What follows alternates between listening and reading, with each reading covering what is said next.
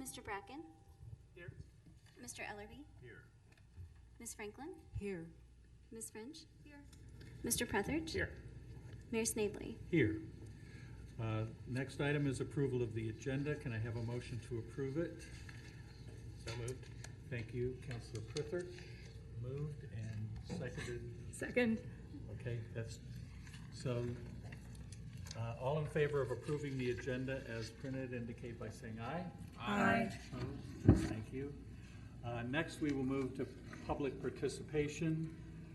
On the agenda, there are 3 notices of legislative authority.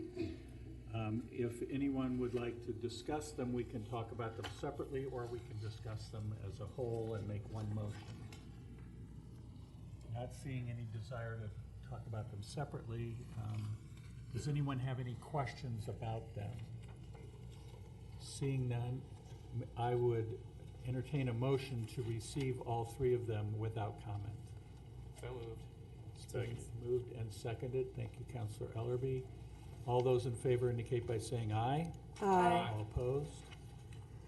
Motion passes. We'll now move to public comments. Anyone wishing to address council on items that are not on tonight's agenda or items that are on the consent agenda, please come forward at this time, state your name and address for the record, and we'll give you 5 minutes to talk our ears off.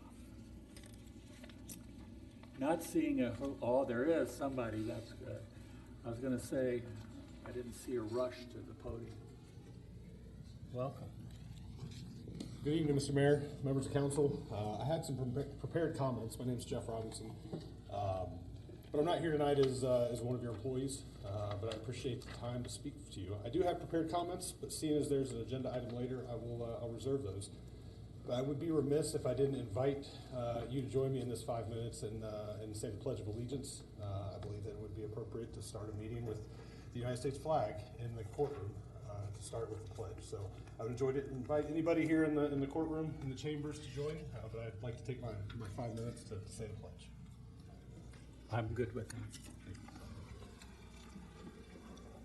I pledge allegiance to the flag of the United States of America and to the republic for which it stands, one nation, under God, indivisible, with liberty and justice for all. Thank you for your time.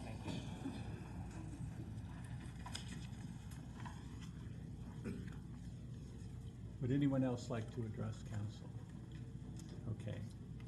We'll move then to the consent agenda, and I would entertain a motion to approve the consent agenda. So moved. Second. It's been moved and seconded. Are there any items to be removed? I'd like to request that item be removed. Okay. Are there any others? Okay.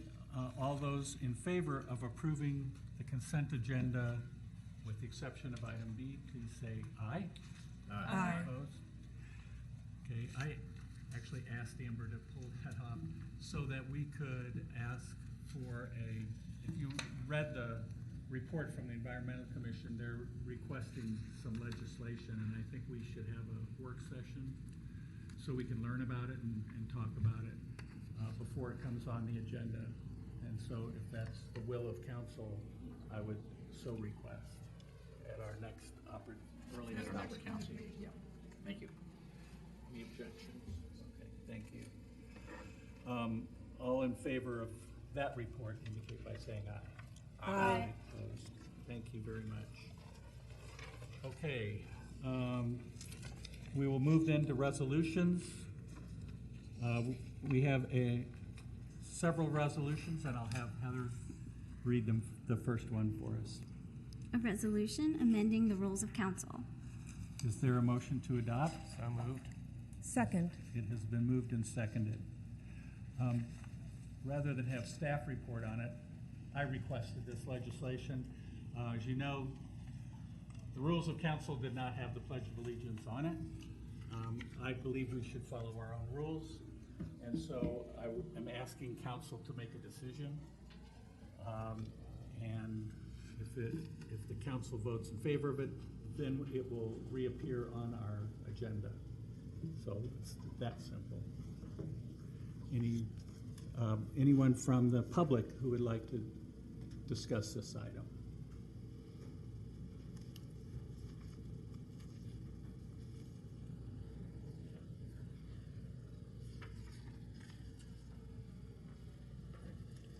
Hi, I'm Carissa Schnell.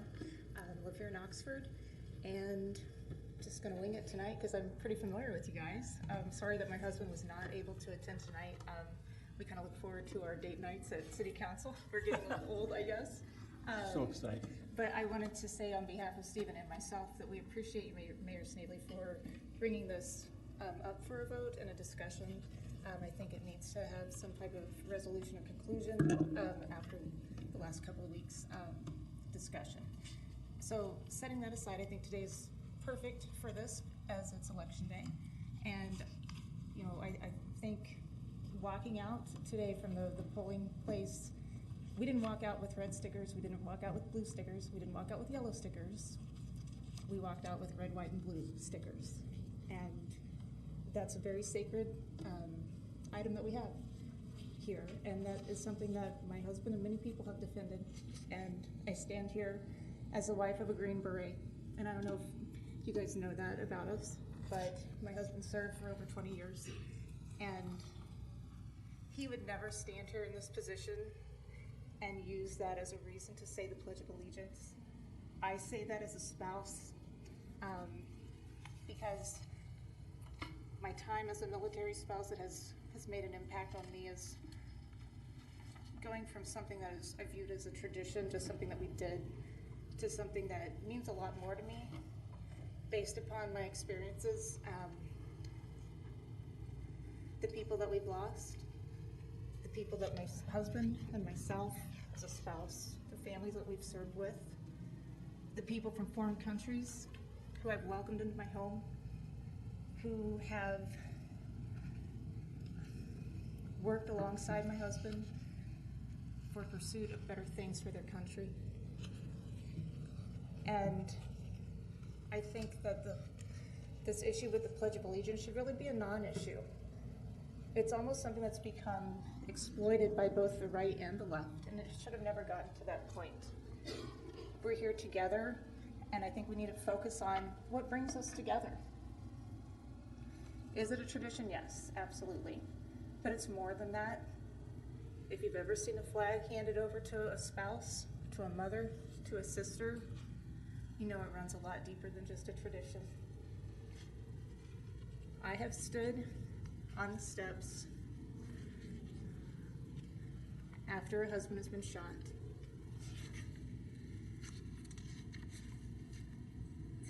There is not a prepared, the movies make it seem like there's something that is like prepared and the military handles it all. That was the call I got. Just go to the battalion. We don't know the condition, but they'll guide you through that process. And I can tell you that those guys in uniform were just as nervous and unsure of what to say as the wives.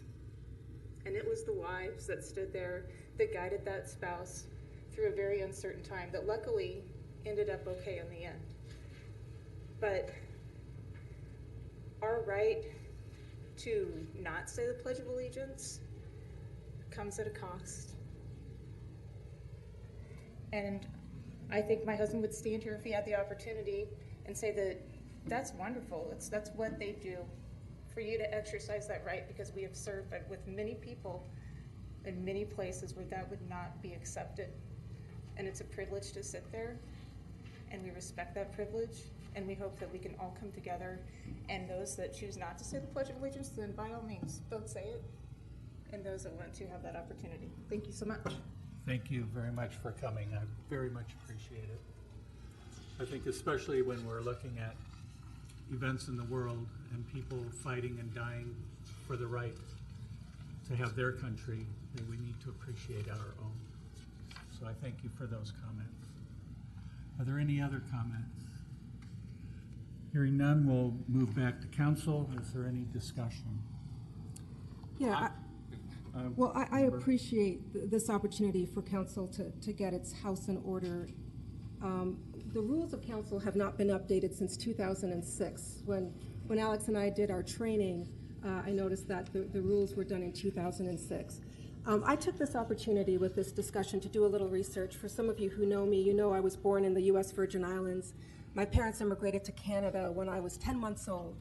And my parents got their Canadian citizenship, and all my siblings born after me are Canadian citizens, but my mother in particular chose not to change my citizenship over to Canadian, because at the time in the 70s, I would have had to have given up the U.S. And she always wanted me to have the option of moving here and starting a life here if I wanted.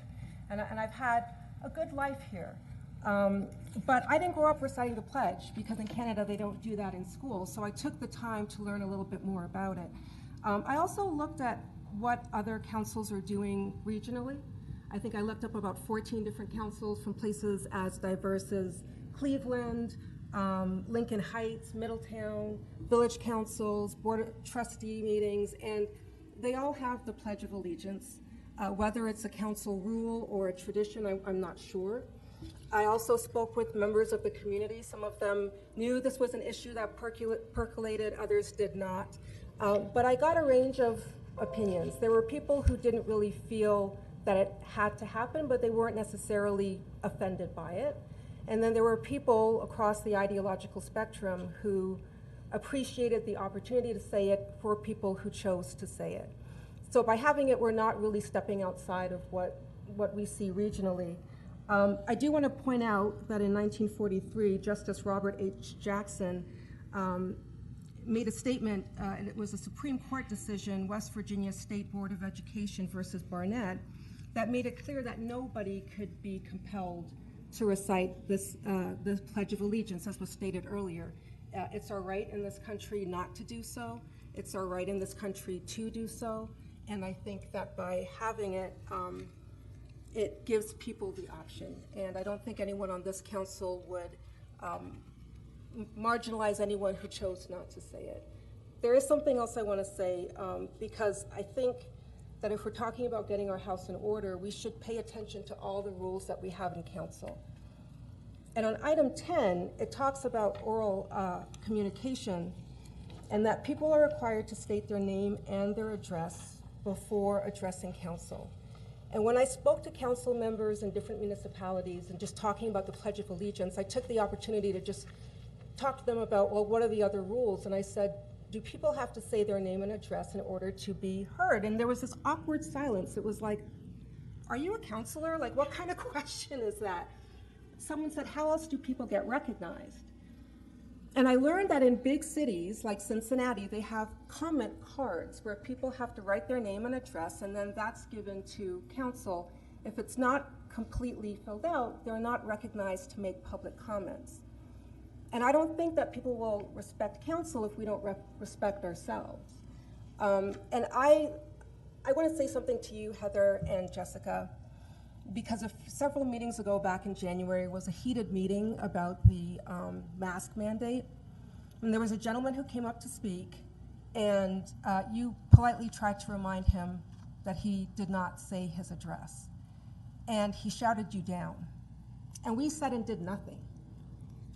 And that bothers me. So I think that if we're going to observe rules, we need to observe them thoroughly. I ask the community to respect the rules of council. It's important. If we don't respect ourselves, other people won't respect us. I'm sorry that happened. I'm sorry we didn't say anything. But I'd like us all to be better about this. David, did you want to say? Yeah, I'm just thankful that this is on the agenda. I was confused because as a person who relies, I don't get the paper minutes, I rely on Granicus, and there were a number of times when I was confused because my agenda had the Pledge of Allegiance, and maybe because I'm a go-along person, I didn't say anything, but I'm glad someone did, just to point out the inconsistency. I think it's good to reaffirm because I think that, I think there can be differences of opinion about it, but I think both because of its a custom and also because of its deep significance for people, it is something you can opt out of. So I think that if someone doesn't feel comfortable about it, that is absolutely their right. But I feel like, I'm also a traditionalist. I may be pretty deep blue progressive, but I'm also a patriot, and I like and value the traditions of the shared nation that we have, despite our political differences. So I'm glad, I mean, I was surprised it was an issue on the agenda, but if cleaning up the rules of council get us back to the tradition, then I'm happy we're doing that. Good. I just got a couple of questions. Excuse me. Just got a couple of questions. First is a technical question. As the resolution is written, it appears to me that the Pledge of Allegiance is going to be codified as a step in the process of our meetings. Is that correct? Like, As is that- part Not of the codified agenda. because we're doing it by resolution, and that was the one that we had before was a resolution. So, you know, it's a difference in the legislation. So we don't say codified because it's not an ordinance. So if you were to look this up in our codified ordinances, you wouldn't find council rules. They're separate. So hopefully that answers your question there. Okay. But it is a recognition that the council did accept it and whatever the vote turns out to be. And previously it was not there, correct? Previously, it was not there. If you look at what's in your packet on page 55, you'll notice that we added the Pledge of Allegiance as number C, and the rest of them all moved down one letter. And then, my second question is, until Mr. Schnell came up here, I didn't know that we were actively not saying the Pledge of Allegiance, because when we were going through COVID, we had a discussion about we shouldn't say the Pledge of Allegiance over Zoom because it would be weird to have people try to stand up and look at a flag, and there were other reasonable reasons why we were doing that. So I was just wondering, did anybody else know about this before last meeting? Well, Mr. Schnell was very observant and caught at the first meeting that it was not there. And it happened as we were sitting there looking at the rules of council, the pledge was not in it. And I believe that we should follow our own rules, but it was my intent to bring it up. Understood that you were aware of this. I'm just curious, like, did anybody else know this was happening before last meeting? I don't think so. Okay. Because I was like, this doesn't make sense to me due to the fact that I've been on council for a while now, almost 8 years, and that never crossed my mind except for during COVID when we had remote meetings where you couldn't face a flag. And you couldn't be in unison either, so people stopped singing. That was just weird. I'm in favor of this. I was shocked that we weren't doing it. I figured that there was an oversight, but then once we got into that discussion last meeting, I was very confused. And then I saw this, so it feels like we are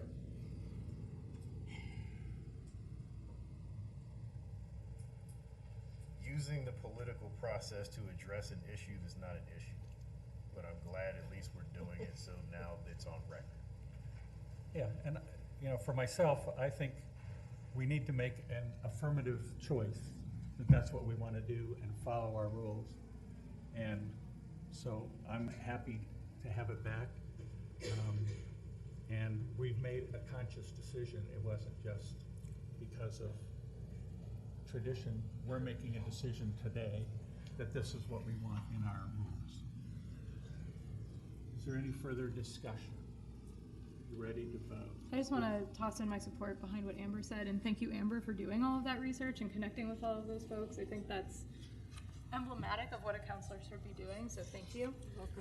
And just, I really want to particularly echo if we're going to follow our rules, we have to follow all of our rules, and I think we've all kind of let the identify yourself with your name and your address slip a little bit, so I think we do need to. If we're taking the opportunity to get our house in order, let's get our house all the way in order. Well said. Actually, I'd like to also agree with Amber on comments, what Heather asked to supper.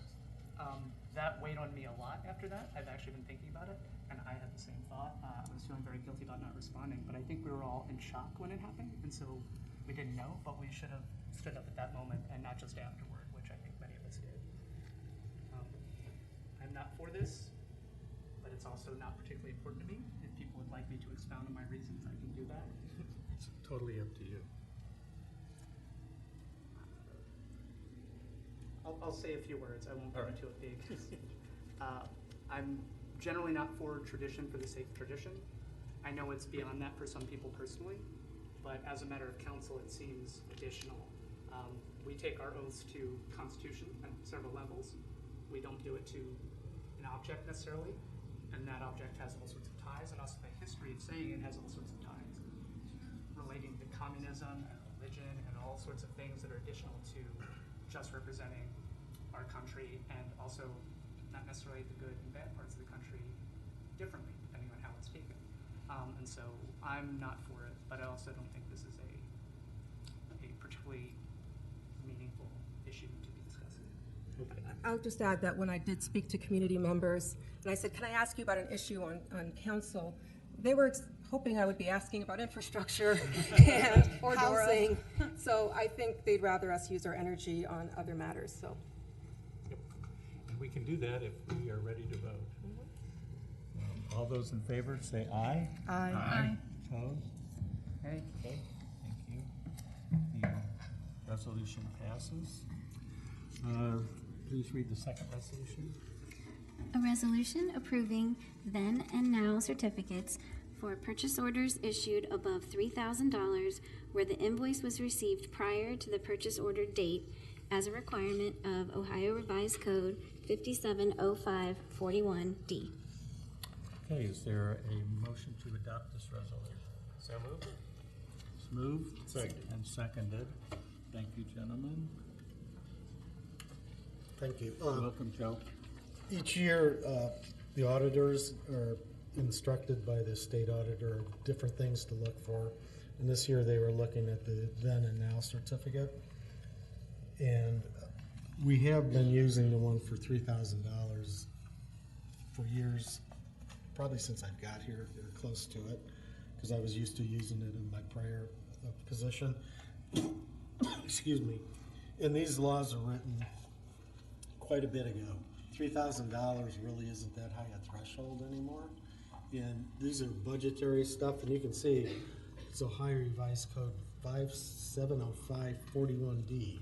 So you got to dig pretty deep in the code to even get to the budgetary section.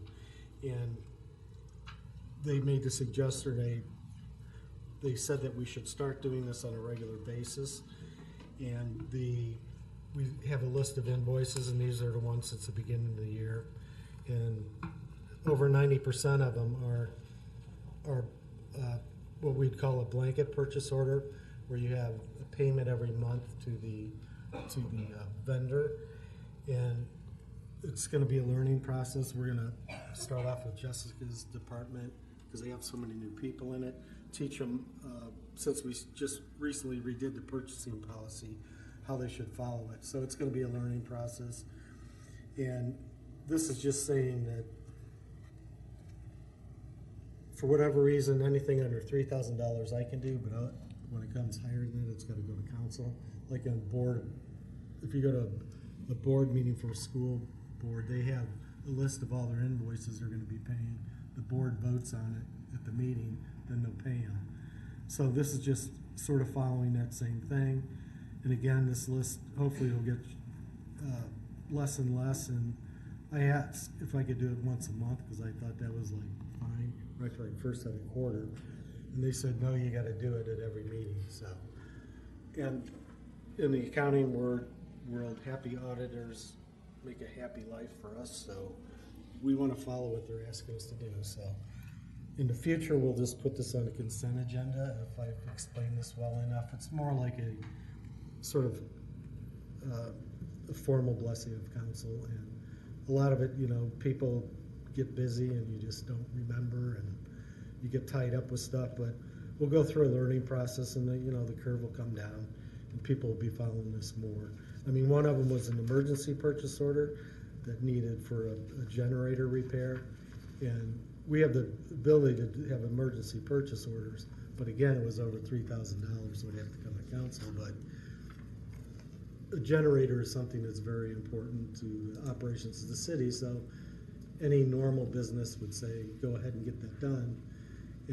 But since we're a political body, you have to have the blessing of council. So from time to time, these things will be coming. So if you have any more questions, I'd be glad to answer them. Thank you very much. Would anyone from the public like to address this resolution? Hearing none. Council, do you have any questions for Joe or any discussion? Hearing none. All those in favor of the resolution indicate by saying aye. Aye. Opposed? Resolution is adopted. We'll move to number 3. Thank you, Joe. A resolution amending the Oxford Classified Staff Procedures and Personnel Appeals Board Rules and Regulations. Is there a motion to adopt this resolution? So moved. Second. It's moved and seconded. And you're going to talk about it, Doug? Yeah, so our current classified service procedures and personnel appeals board rules and regulations were adopted by City Council in 2018. And if you look at Rule 8, Paragraph 2, it dealt with probationary period. Currently, it basically states that the probationary period for classified employees is 12 months. Then it also goes on to say that the probationary period for police officers would be 18 months, with the idea being that if we hire someone that needs to go to the academy, it would be 18 months before their probationary period would expire. Police academy takes about 6 months. So what we wanted to do was basically revise it because we have different conditions. Sometimes a new employee can't get in right away to the police academy, so the 18 months may not work. And then also, we might hire someone, we did, in fact, who was already at the police academy, came to us as an experienced officer from Cincinnati. So what we're doing here is making some other provisions to basically extend the probationary period. And we're recommending that you adopt this resolution this evening. And I'd be glad to answer any questions you have. Chief Jones is here with me and can elaborate as well on this proposal if you'd like.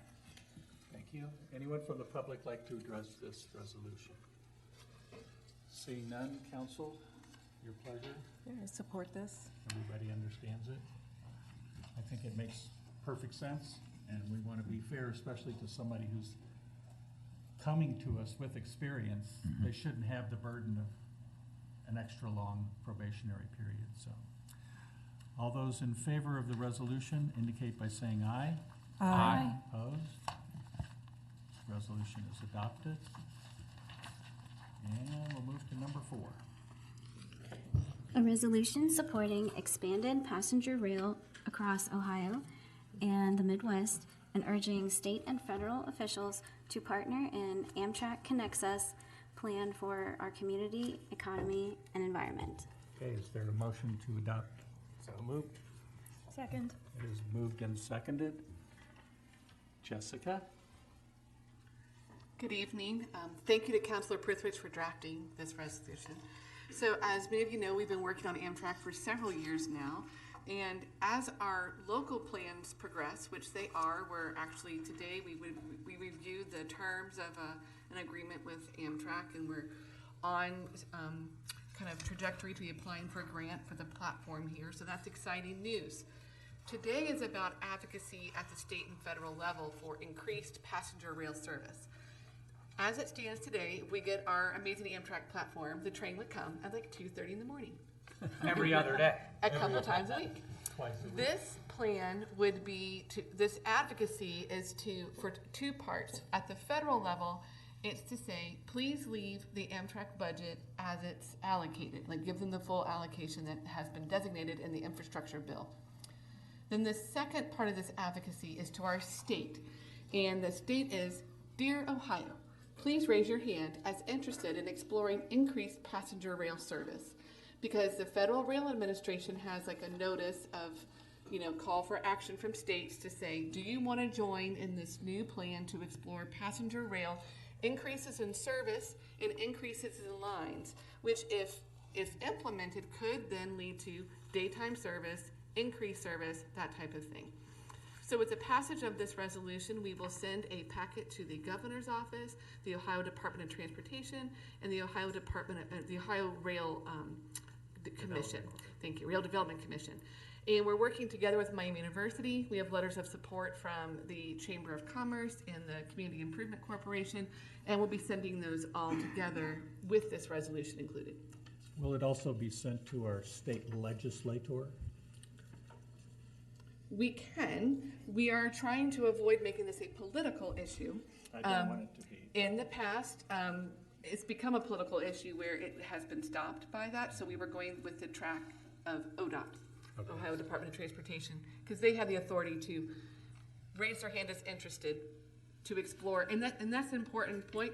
At this point, Ohio would just raise their hand as interested to see if increased passenger rail is viable and feasible, and then and only then, if it's truly something that they feel is viable, then they would have to find a 20% match, which would require a legislature decision. Okay, thank you very much. All right, is there anyone from the public who would like to address this issue? Okay, council?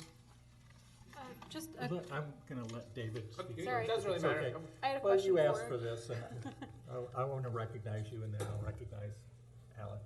Okay, well, either way, well, thank you for the time on this. I mean, when we've been working towards an Amtrak platform, we always knew that the cardinal line was not really what the big picture is about, which is that Amtrak recognizes that its future is not these long trains that run circuitous routes over 36 hours.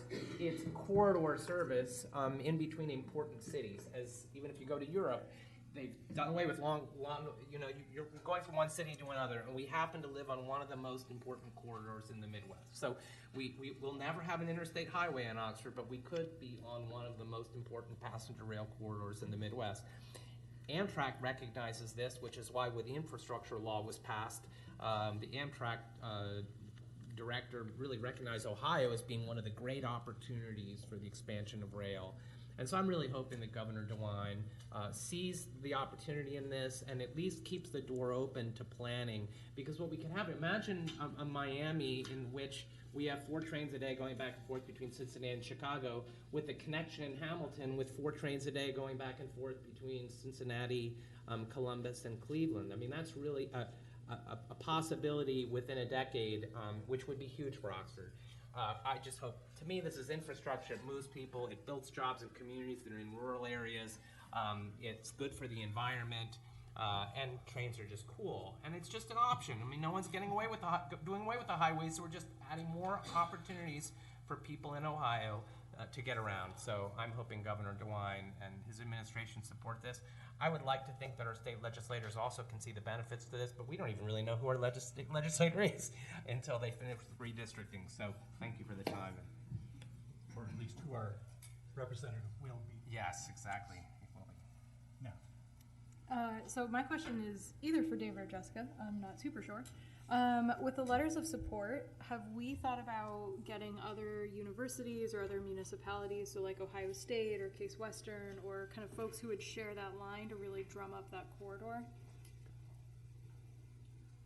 So under the leadership of Randy Thomas with Miami University, he has convened a regional partnership, and we have our talking points together and kind of our action plan of this type of strategy, but each community is kind of taking their own initiative to pass this type of legislation and then do these letters of support.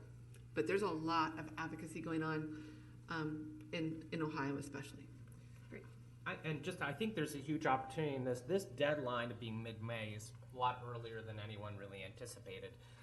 Because you can imagine great collaboration. There's something like 100,000 college kids in the Cincinnati-Chicago corridor, not including Chicago universities.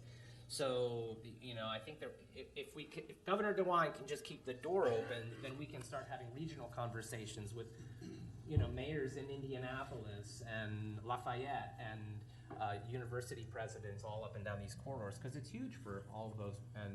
But we just need them to not close the door to those conversations prematurely. thank you, Dave. Any other comments? I do think it's kind of ridiculous when they bemoan the fact, well, not that many people travel on Amtrak. Well, if it stops at 2:30 in the morning and you cut off all of the segments that go to where you want to go, then it should not be a surprise. So I agree with you 100%. And, when I have the opportunity to go to Europe, you just hop on a train and you go. And that's how people get around. And when I've had international students come to stay here who were my students, and they said, well, where's the train stop? I don't see it. And there isn't one. So I'm glad that we're doing this, and I'm happy to call for the vote. All those in favor of the resolution indicate by saying aye. Aye. Opposed? The resolution is adopted. And finally, resolution number 5.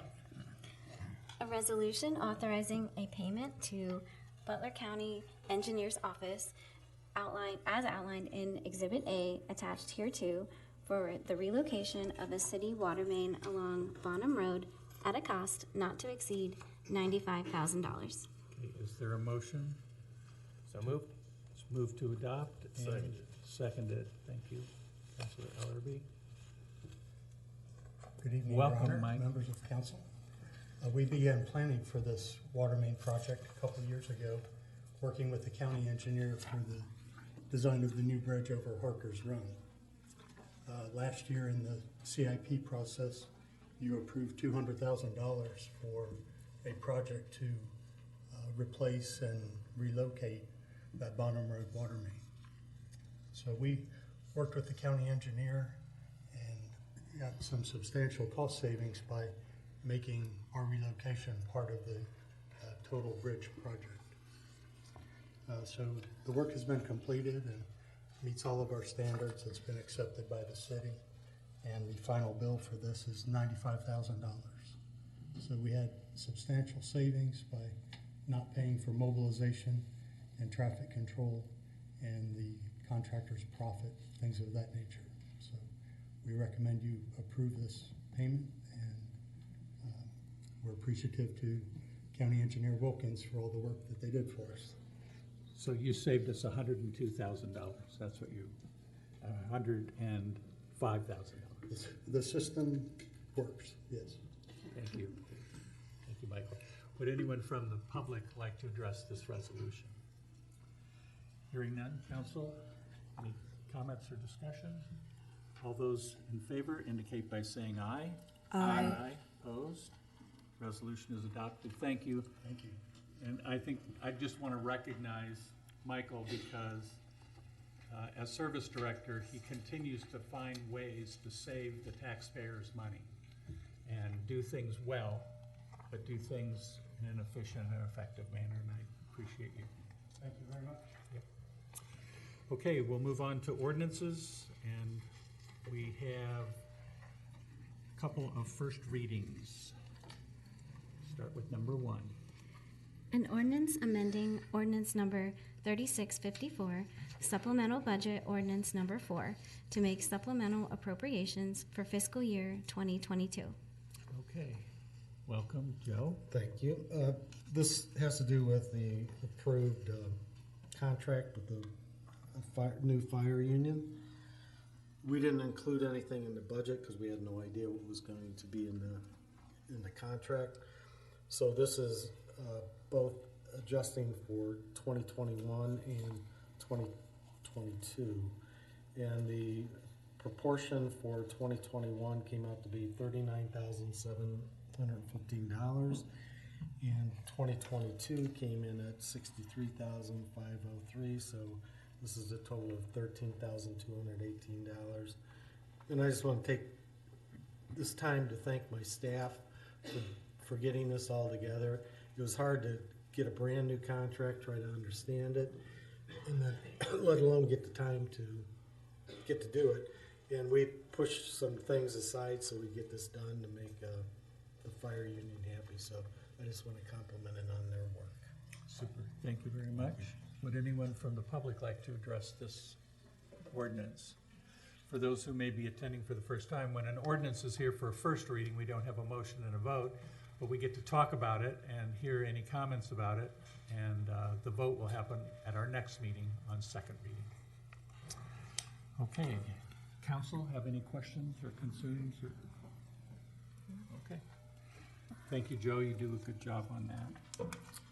Number 2, if you are ready.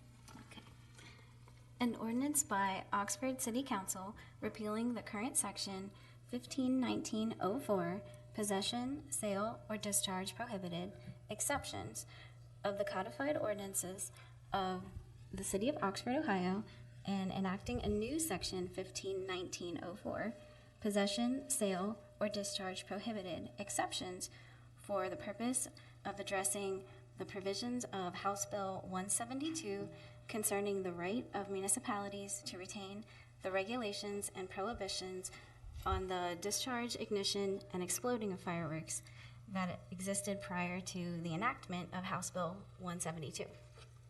Very good. So, Yeah. okay. Oh, that's right. Doug? Yeah, so I can add a little bit to what Heather said. The title is pretty explanatory, but basically, we prohibit the possession of fireworks in the city of Oxford now. And so we just want to make it clear that even though this bill was adopted by the legislature and passed by the governor, in fact, they go into detail about the holidays where they allow individuals to possess consumer-grade fireworks in Ohio.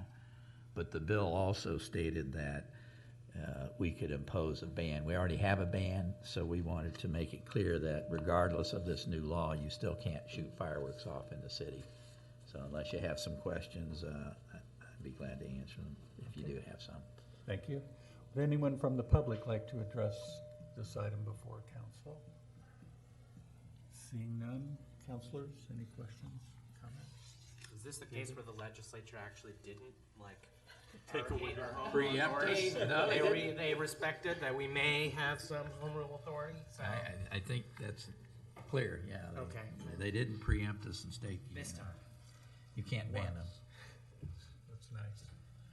Any other comments or questions? Okay. That's it for our first readings. We have no second readings, so we'll move to announcements and communications. I'll begin with City Manager Doug Elliott. Just a couple of things.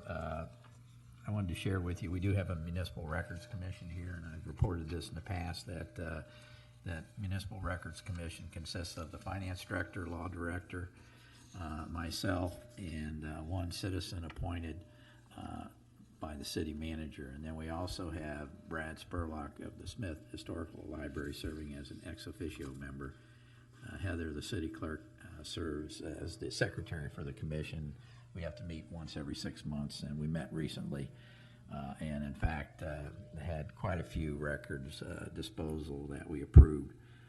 Basically what you have is we have what's called several certificates of records disposal, RC3, which we approved, and then we amended some record retention schedules, which are RC2. Exciting stuff. But anyway, we want to manage our records properly because they take up space. A lot of our records are still paper, and then we also have a lot of records that are digital, and we have those on our retention schedules too.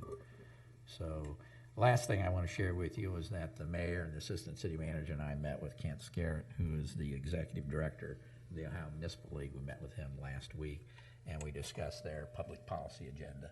We're a member of the Ohio Municipal League. They represent pretty much all 931 cities and villages in the state of Ohio. And of course, we shared with him some of our priorities and some recent legislation we passed. And we did talk about the state's effort to preempt us in a lot of areas, most recently the short-term rental. So we shared with him our concerns there. So we had a good meeting. And that's all I have. Thank you. Nothing, Mike? Okay. Chief? Joe? Nothing. Chief? Okay. Is Casey here? No, he's not. Sam? No, thank you. Jessica?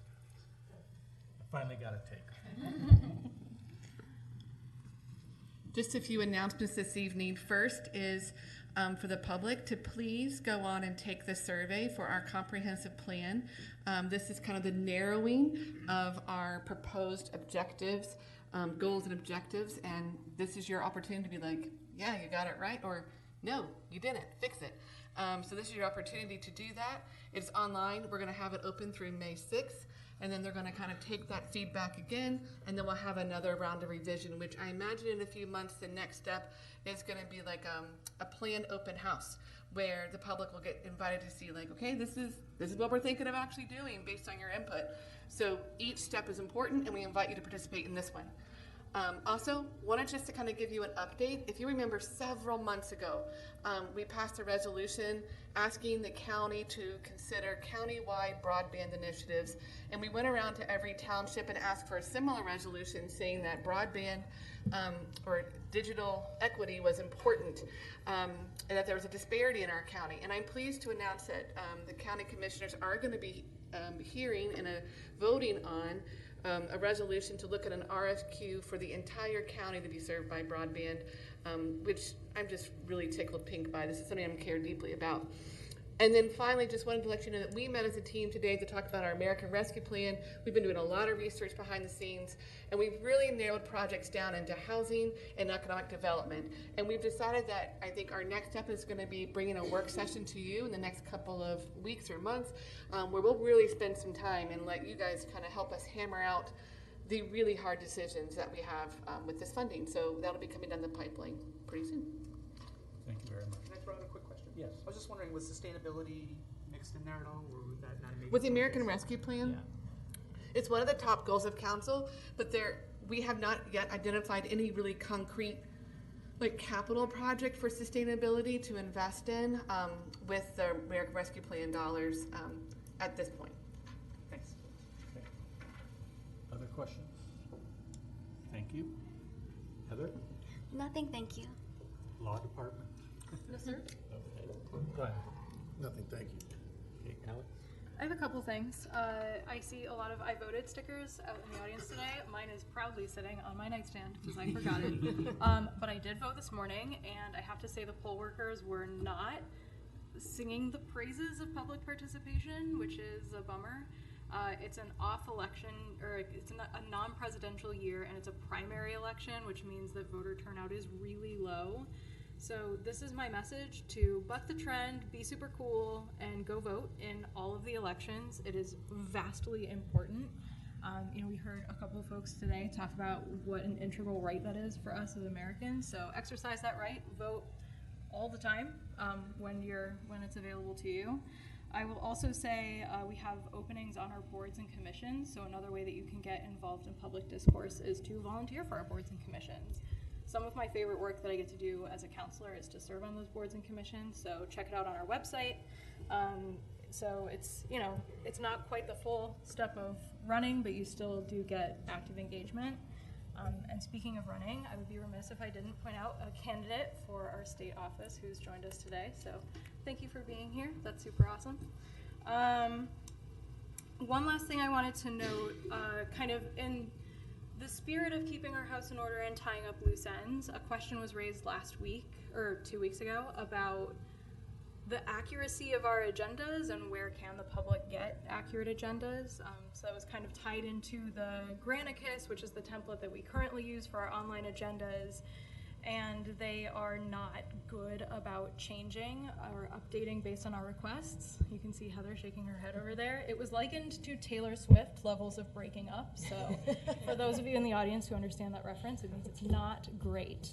So I'm here to tell you that the agendas that you get are accurate. The template may be slow to change, but the actual information that is coming before us that we will be voting on and issues being raised in council is accurate. So if it looks different online and in paper, it's that template issue, it's not the actual content. And Heather has very kindly volunteered to, if you would like to get in touch with her to get a printed copy ahead of our meetings, Heather has volunteered to print those for you. You can contact Heather via phone or email. Her information is all over the city website. It's on our page. She has her own page, not to brag or anything.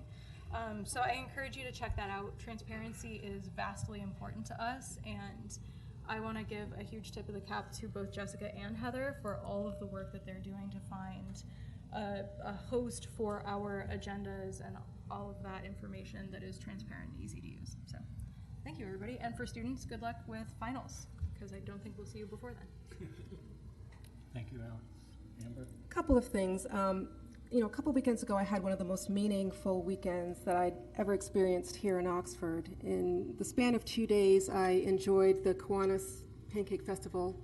Alex and I went last year, but we did the drive-through. We got to see members of the community, my husband and I, meet with people we haven't seen very often. That afternoon, I went to Woodside Cemetery to the homegoing service for a woman named Doris Murphy, who was the daughter of Larry Murphy, who was a firefighter here in Oxford. Her mother, Mary, lost her husband, her son, and her daughter in the span of 3 years. And we enjoyed, first of all, I heard comforting words from Captain John Witt, who presided over the ceremony. And we went to the Oxford Senior Center after and celebrated the life of Doris over Kroger fried chicken, Dorito salad, some Mountain Dew, and mashed potatoes and green beans, and it was awesome. And I got to learn about their family and their roots. And then the next day, my husband and I went to the Presbyterian Church for the first time. It was Earth Day there, and we learned that the Presbyterian Church was the daughter church of a church in Israel Township in Preble County called Hopewell. And Hopewell was started by some Scotch-Irish people who left South Carolina, came to this area because they had anti-slavery views, and they started their church out there in Israel Township. We had the Electric Roots Festival last weekend, on Saturday, 2 weekends ago on Saturday night. And then we ended that weekend by going over to the Oxford Cemetery to pay our respects to a woman who passed away, who we bought our house from, Elaine Franks. She was a kindergarten teacher here in town.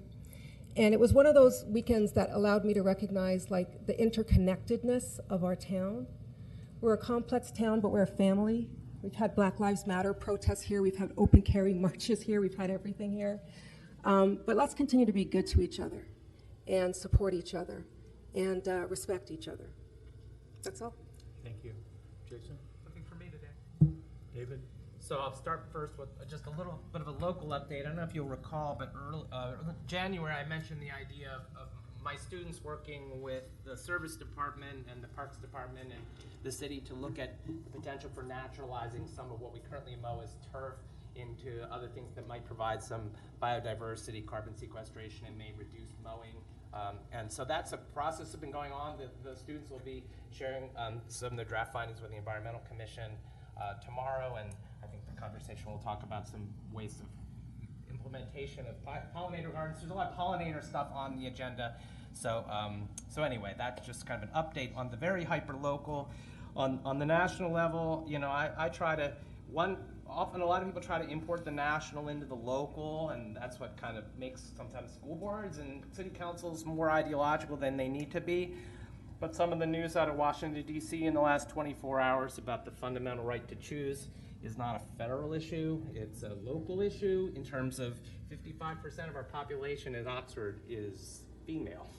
And so the ability of people to secure the right to a safe abortion is going to be a serious issue, because if the Supreme Court goes the way it's likely to and the way we can be assured that our legislature will go, then the ability to manage one's own health care in the city of Oxford is going to be a really big challenge, because all the other legislatures and states around us are also controlled by people who will pass bans on abortion. So in order to get an abortion, one will need to be able to travel multiple states away or find ways to procure an abortion illegally or have an unwanted child.